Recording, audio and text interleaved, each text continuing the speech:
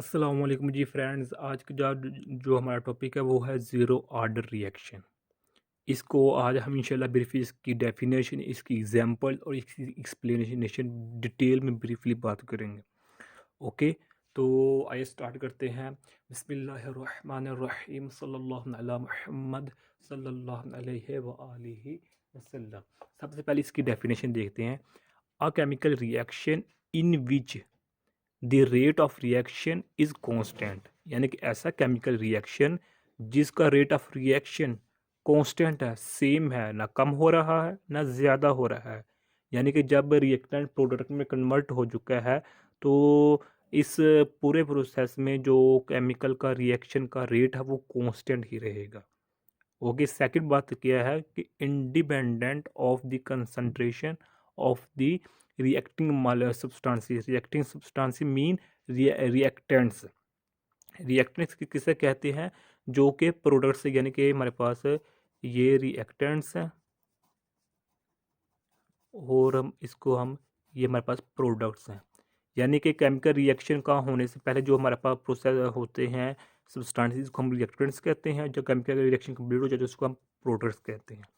Okay, तो जो chemical ऐसा केमिकल रिएक्शन जिसका रेट ऑफ रिएक्शन यानी कि रेट कांस्टेंट रहता है हर टाइम पर, और वो रिएक्टेंट पर डिपेंड नहीं करता। रिएक्टेंट्स मीन रिएक्टिंग सब्सटेंसेस की कंसंट्रेशन पर डिपेंड नहीं करता। इसका क्या मतलब है कि rate of chemical reaction is constant. इसका मतलब ये है कि वो इस रिएक्टेंट्स की वैल्यूज़ पर डिपेंड नहीं करता कि रिएक्टेंट्स कम मिकदार में है, ज़्यादा मिकदार में है, या रिएक्टेंट्स के मालिक्यूल्स के एटम्स के जो आपस में स्ट्रॉन्ग बॉन्डिंग है वो किस लिहाज से है, कम है, ज़्यादा है, या किसी भी हवाले से जो रेट ऑफ रिएक्शन होगा ज़ीरो ऑर्डर का वो रिएक्टेंट पर डिपेंड नहीं करेगा।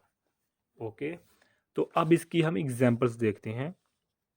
एग्जांपल देखें कि dissociation of gases on solid surface at high pressure.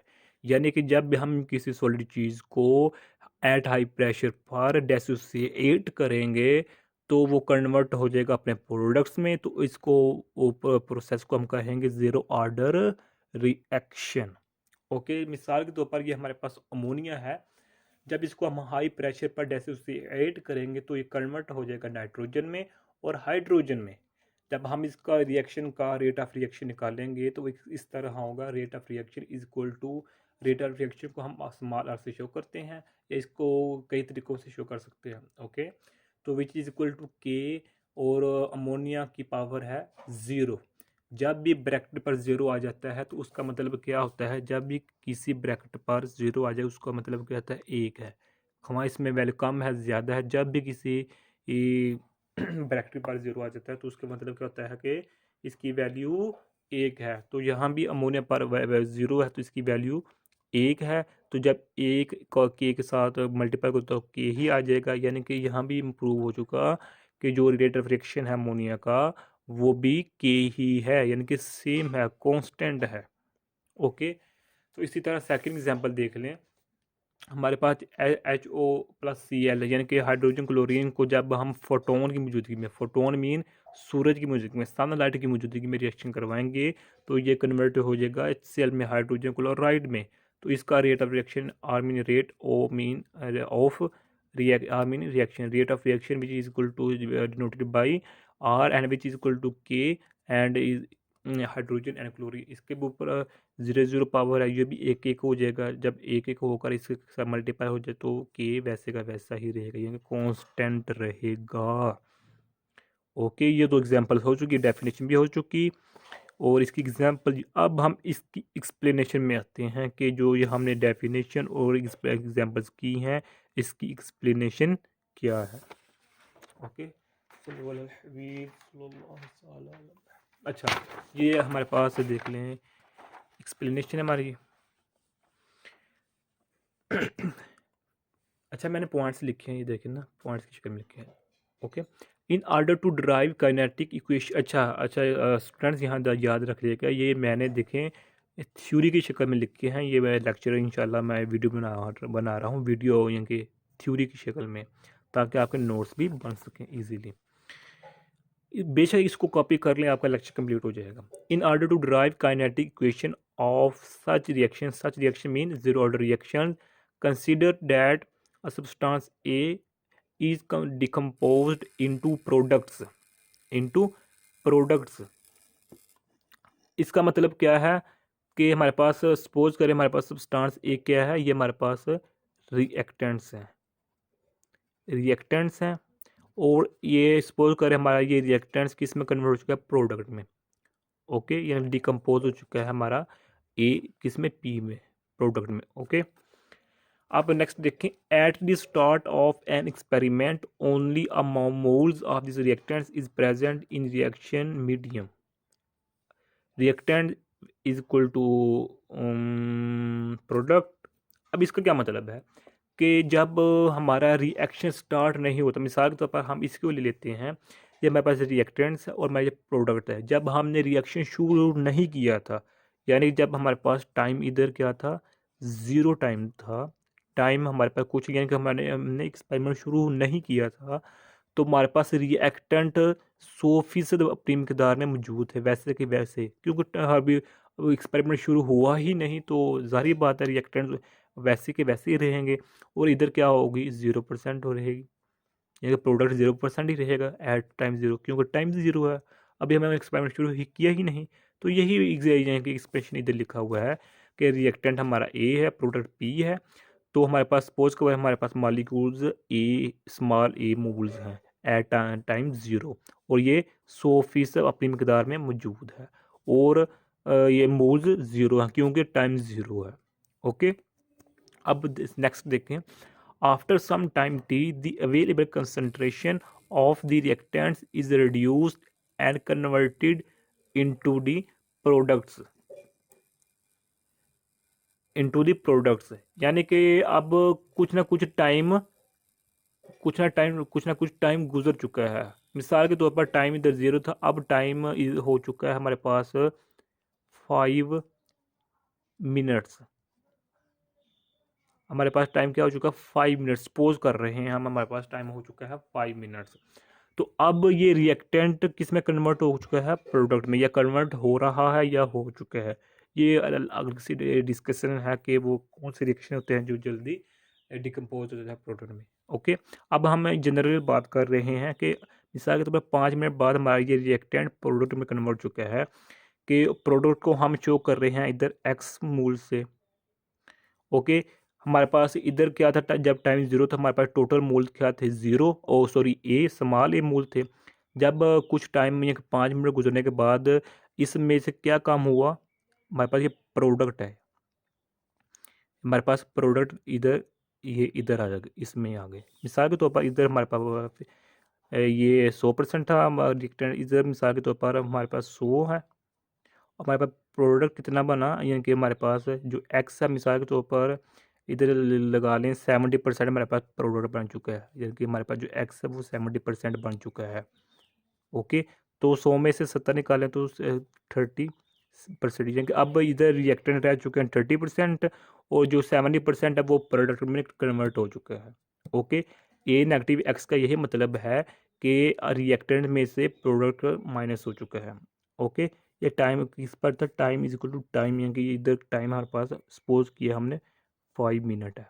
Okay, अब हम नेक्स्ट देखते हैं,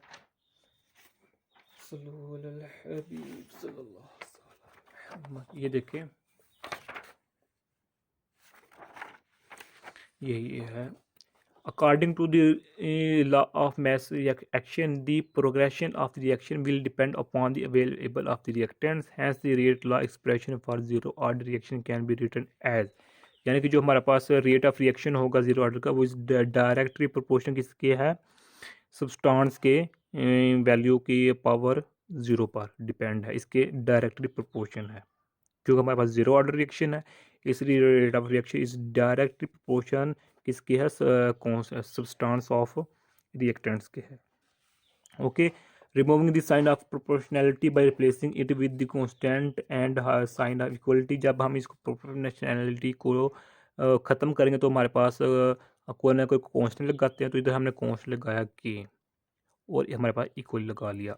okay, where K is the rate constant for zero order reaction. ये हमारे पास क्या है, ये रेट कांस्टेंट किसका, जीरो ऑर्डर रिएक्शन का। ओके, अब नेक्स्ट देखें, now writing down the rate of the chemical reaction with respect to products. यानी कि अब writing the down the rate of chemical reaction with respect to the products, यानी कि अब हम प्रोडक्ट्स के हवाले से केमिकल रिएक्शन का को लिखने लगे हैं, जो कि है which is equal to rate of reaction is equal to D X over D T is equal to K sub A power not which is equal to K. यानी कि ये तो हो गया ना, ये जो ये वैल्यू ये तो एक बराबर होगी, क्योंकि इसके ऊपर ज़ीरो है और ज़ीरो वैल्यू इसको एक कर देगी, तो ये एक इसका मल्टीपल हो तो के वैसे के वैसे ही आ जाएगा। तो हमने रेट ऑफ रिएक्शन की जगह D X over D T लिख लिया। ओके, क्योंकि ये जो हमारे पास सब्सटेंस यानी कि रिएक्टेंट्स है वो प्रोडक्ट्स में कन्वर्ट हो चुका है, तो हम इसलिए जो हमारा प्रोडक्ट है, चूँकि प्रोडक्ट रिएक्टेंट प्रोडक्ट में किस लिहाज से कन्वर्ट हुआ, टाइम के लिहाज से। अगर टाइम हम इंक्रीज़ ना करते, टाइम ज़रूर रहता, तो वो रिएक्टेंट प्रोडक्ट में कैसे कन्वर्ट हो जाते। इसलिए हमने इस रेट ऑफ रिएक्शन को D X over D T लिख सकते हैं। अब ये मैंने अपने अंदाज से लिखा है इधर। ओके, इस डी एक्स और डी टी को निकालने के लिए कई मेथड्स हैं। इधर मैंने मेथड ये इधर से डायरेक्ट लिख दिया ना, इधर से रेट ऑफ रिएक्शन हम इस तरह लिख सकते हैं डी एक्स और डी टी, ये एक डायरेक्ट रिलेशन है। लेकिन हम इस रेट ऑफ रिएक्शन को डी एक्स और डी टी की फॉर्म में लिखने के लिए कई मेथड इस्तेमाल कर सकते हैं। ओके, ये मैंने एक मेथड यूज़ किया है और सेकंड जो मेथड होगा वो मैं लास्ट पे बता दूंगा। Okay, this equation is regarded as the rate law expression for rate of reaction. जो हमारे पास ये इक्वेशन है, ये ज़ीरो ऑर्डर रिएक्शन की, sorry zero order reaction. Okay, अब हम नेक्स्ट देखते हैं, the final rate law is also regarded as the differential rate equation for zero order reaction as differential is involve in a chemical reaction. यानी कि इसको हमने simple इस तरह लिख दिया। Okay, hence only two variables are involved, कि अब जो हमारे पास केमिकल रिएक्शन हुआ है ज़ीरो ऑर्डर रिएक्शन का, इसमें वेरिएबल सिर्फ और सिर्फ दो हैं, एक है एक्स और एक है टी। एक हमारे पास एक्स है और एक हमारे पास क्या है, टी है। इसका क्या क्या मतलब है कि जब हमारे पास रिएक्टेंट था, अगर हम इसको प्रोडक्ट में कन्वर्ट होता है ना रिएक्टेंट, अगर हम इसको 5 मिनट देंगे, मिसाल के तौर पर 5 मिनट दिए हमने इसको, तो ये ऑलमोस्ट 70% किस में कन्वर्ट हो चुका प्रोडक्ट में, 30% रह चुके हैं। ओके, और अगर हम इसको 7 मिनट्स देंगे, 7 मिनट देंगे इसको, तो हमारे पास इधर रह जाएगा 10%, इधर हो जाएगा 90%। इसका क्या मतलब हुआ कि जो हमारे पास वैल्यू ऑफ के एक्स है, एक्स किसको शो करता है, प्रोडक्ट्स को। एक्स जो हमारे पास ये एक्स है प्रोडक्ट को शो करता है। इसका मतलब क्या है, ये कांस्टेंट है कि अगर हम टाइम को स्लोली इंक्रीज़ कर रहे हैं तो ज़ाहिर स्लोली हमारे पास जो रिएक्टेंट्स है वो प्रोडक्ट में कन्वर्ट हो रहे हैं। इसलिए हमारे पास टाइम भी वेरिएबल है और एक्स भी यानी कि प्रोडक्ट में पास वेरिएबल है। यानी कि जैसे जैसे हम टीम इंक्रीज करते जाएंगे वैसे वैसे हमारे प्रोडक्ट की कंसंट्रेशन भी बढ़ती जाएगी। ओके, इसलिए हम इसको लिखते हैं हमारे पास एक्स क्या मोलर कंसंट्रेशन है किसकी, प्रोडक्ट की, और हमारे पास टाइम है टेकन जो को टाइम लगा है रिएक्टर को प्रोडक्ट में कन्वर्ट होने के लिए। ओके, इसलिए हम कह सकते हैं कि एक्स और टी हमारे पास क्या है, वेरिएबल है। सो रीअरेंजिंग इसलिए इसको हम रीअरेंज करके इस इक्वेशन को हम इस तरह लिख सकते हैं। देख लें, सिंपल क्या क्या डी टी को ऊपर इस तरफ ले गए। ओके, अब देखें, moving on to solve the differential equation. अब भी हमारे पास डी क्या है, जहाँ भी डी है उसका क्या मतलब है कि ये डिफरेंशियल इक्वेशन बन चुकी है। ओके, अब मूविंग ऑन यानी कि टू सॉल्व इस इक्वेशन को सॉल्व करने के लिए to the integrated form of the zero order reaction, यानी कि अब इस ज़ीरो ऑर्डर की रिएक्शन की इस डिफरेंशियल इक्वेशन को सॉल्व करने के लिए हम इंटीग्रेटेड वाला प्रोसेस इधर रूल जो है वो यूज़ करेंगे। इंटीग्रेटेड ये हमने लगा दिया इसके दोनों साइड पर, इधर भी और इधर भी। अब हमने इधर लिमिट्स पे अप्लाई कर दी, ये ज़ीरो है, ये एक्स है, ये ज़ीरो है, टी है। यानी कि पहले पहले जब टाइम ज़ीरो था जब हमारे पास, तो प्रोडक्ट भी ज़ीरो थे। ओके, जब हमने टाइम 5 मिनट किया तो हमारे पास प्रोडक्ट में भी कुछ ना कुछ बन गई है। ओके, अब हम नेक्स्ट देखते हैं। वही इक्वेशन है जो हमने पीछे देखी है, वही इक्वेशन दोबारा लिख ली। इसको जो है ये के हमारे पास कांस्टेंट है, इसको हमने बाहर ले लिया, इसको अंदर ले गए तो हम इसको इस तरह निकली। ओके, अब integration sign is removed by applying the interval limit to the equation. अब हम जो हमारे पास ये इंटीग्रेटेड हमने साइन यूज़ की, इसको हम कैसे खत्म करेंगे? Bye applying the limits. अब हमने इस पर लिमिट्स अप्लाई की तो हम ये हमारे पास इस तरह बन गई, ये हमारे पास इस तरह बन गई। क्यों?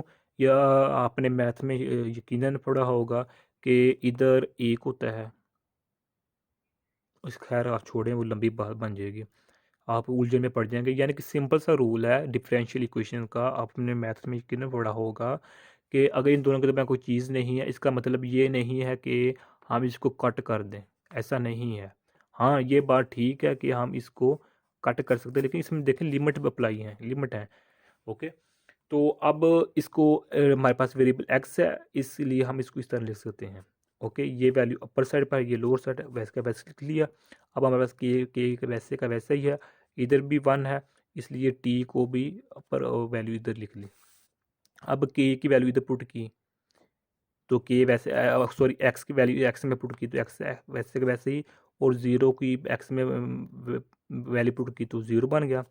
अब इधर देखें, टी की वैल्यू टी में पुट की टी, और ज़ीरो की वैल्यू टी में पुट की तो ज़ीरो बन गई। हमारे पास प्लस कांस्टेंट है, यानी कि जब भी डिफरेंशियल इक्वेशन को यानी जब भी इंटीग्रेशन का प्रोसेस करते हैं हम कांस्टेंट लगाते हैं। ओके, तो इसको लो हम इस तरह लिख सकते हैं, एक्स इक्वल टू के टी, ये ज़ीरो ख़त्म हो जाएगा इधर से इधर, तो प्लस सी। और ये इक्वेशन को हम इस तरह भी लिख सकते हैं कि सी की जगह हम आई लिख सकते हैं, क्योंकि कई बुक्स में सी की जगह आई लिखा होता है, ये यानी आई मीन कांस्टेंट है। ओके, यहाँ तक जो हमारा था ना प्रोसेस ज़ीरो ऑर्डर रिएक्शन का, वो कंप्लीट हो चुका है। यह फाइनल इक्वेशन है किसकी? ज़ीरो ऑर्डर रिएक्शन की। ओके, अब हम कुछ इनमें मज़ीद एडिशनल नॉलेज हासिल करते हैं कि बाद बाज़ जो टीचर्स होते हैं या जब बाज़ बुक्स में कई मेथड इस्तेमाल किए होते हैं सो ज़ीरो ऑर्डर रिएक्शन को सॉल्व करने के लिए, लेकिन जो मेन थीम था, जो मेन मकसद था, वो मैंने इस वीडियो में अर्ज कर दिया है। अब ये देखें, हम आपकी मालूमात के लिए आप ये अपने लेक्चर में लिख भी सकते हैं, ना भी लिखे तो कोई इतनी ख़ास बात नहीं है।